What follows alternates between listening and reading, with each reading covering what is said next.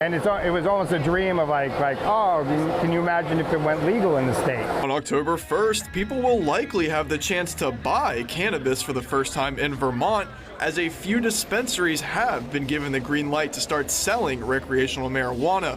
And as others wait to get their retail license, local dispensaries are looking to educate people about cannabis. Get the word out to the community that this is a good thing. It's a safe thing than what's out there on the black market. Today at High Country Cannabis in Derby, a sneak peek of what's to come. Invited all of the vendors to hand out free samples of their products that we're going to be carrying here in the store. After months of hard work, the dispensary is aiming to open on October 15th. I would say it probably took close to a year. It was a thought at first.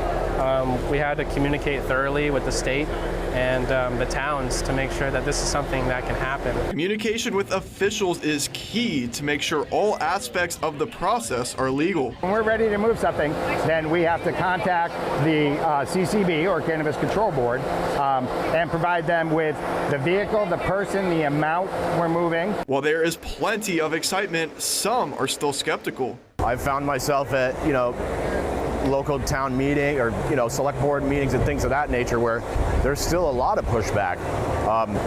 And it's tough to deal with that. A lot of these people are unwilling to budge on the issue. Even with critics, the High Country Cannabis is not worried and looks forward to the many ways they will positively impact the community. There's been a job struggle, and something like this can bring so many jobs. I mean, even with some of the vendors that we have behind us, they have at least 10, 20, 30 employees. Even we have 6 employees and are ready to hire even more. In Derby, Stephen Biddix, NBC5 News.